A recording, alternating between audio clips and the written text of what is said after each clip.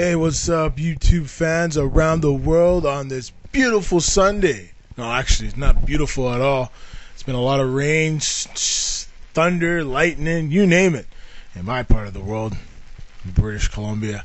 Well, folks, this is Mark back again, and Soccer Review, it's the word, on July the 17th, 2011. And it's been an amazing offseason so far, folks, especially in the transfer window. Now, one of the big fishes has been officially transferred. It's not, the I's and the dots haven't been crossed, but I can honestly say we're pretty close to getting the deal done. And it looks like one of the big fishes on the menu is Manchester United has acquired the legend, Wesley Sneijder, the famous Dutchman that played for Inter Milan, won the triple, the Italian Cup, the Champions League, and the league back in 2010, will be heading to none other than Manchester United for their chance to finally win the Champions League for the first time since 1999. When you look at this move by Manchester United, you United fans out there, you finally got your player that is a perfect replacement for Paul Scholes. Man, Wesley Sneijder's done it all. He's won trophies. World Cup, he hasn't won any trophy. He hasn't won anything in Euro. But, I mean, club level-wise, he's done it all. He's played for his national team for meaningful things. And, you know, he's been around for quite some time. So, if this deal were to go down in the next 24 to 62 hours, it's looking to me that, according to this source out of, I think, Zurich, it's called goal.com. It says here, United have confirmed, sorry about that, folks. United has confirmed that Gil was in Zurich on Wednesday, where an Inter delegation was also present to attend a European Club Association meeting. But an Inter source told goal.com that he had been in Milan on Tuesday, early Wednesday, to lead Sneijder negotiations with another Old Trafford director. So, what's really holding up this negotiations, folks, around the world that love the game of football, is Sneijder wants £200,000 a week. He's won £171,000. I think it's going to be £171,000. Sneijder wants to win some trophies. And Manchester United, no better team than that to go win some more trophies. I don't think they'll win the Premier League next year. I think Manchester City, they look for real. Chelsea, I think, are back. There's other teams, you know, not just Arsenal. I think teams such as Blackburn, Newcastle United, I think these teams are going to be really challenging for the Premier League this coming season.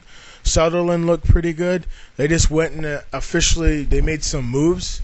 I'm going to check that out right now. So, man, it's getting interesting, folks. It really is. It really is. Let's take a look. Oh, we got some news, folks. It looks like Japan, the Women's World Cup champions for the first time by beating USA today in penalties. 3-1 in penalties. It was a 2-2 game, but it was officially Japan won it in the shootout. Too bad, Hope Solo. You couldn't make the timely save, and that's what happens. You lose. Another 4 years of struggling. But it was a dramatic tournament in women's football. They proved that they are for real. You know, they made their name known in 1999, and now, I think now they'll probably get that TV deal that they've always wanted. And I think around the world, a lot of people love women's football. United States is important, but the rest of the world, I think they're ready to go. I think they're ready. Their leagues across North America, Europe, Asia, I think we got to start seeing them. I love to watch it. And, you know, I just want to say congratulations to Japan, United States of America, and to every team that competed in this tournament. It was an excellent tournament of the highest class, no doubt about it. World competition, best teams in the world, no doubts. So, let's take a look at Brazil versus Paraguay. It looks like Brazil lost in the penalty shootout against Paraguay, one of the greatest upsets in the history of the Copa America for a franchise with so much pedigree, a country so much pedigree in Brazil. And the only thing you can say is what has really happened to Brazil. After the 2010 World Cup, getting knocked out, I don't think they've ever been the same. They haven't won a World Cup since 2002. They won the Confederation Cup in 2009. But it hasn't been the Brazil that we all count on. But what can I say? There's a lot of things that these teams do that I'll never get. But I think it comes down to chemistry. Playing on the same team for many years kind of helps teams get through these tough times in losing. So I think the manager, the coach of the team, Menendez, has to get the Brazil players to play at a better level. So that's what's going to take. And even Argentina struggled at this Copa America tournament. So, and it's in their country, Argentina. And Lionel Messi came out recently and said, if the fans keep putting the pressure on me, I'm going to quit my international play. I mean, when I look at Messi, I say, Messi, you're never going to be a superstar. Okay, you're a superstar. You've won a lot of titles in your club competition. Until you won it on the international stage for your country, you will never, ever be the best player in the world, ever be considered one of the greatest players to ever play soccer, period. And far as I'm concerned, you never quit on your country. It doesn't matter how much scrutiny you go through. You have to have pride when you put on that sweater. A lot of people have died to come watch you play. A lot of people have gone through what they've gone through with their families to support you in your career. So you never, ever give up on your country, on your team, on the game of football. Lionel Messi, hear this now.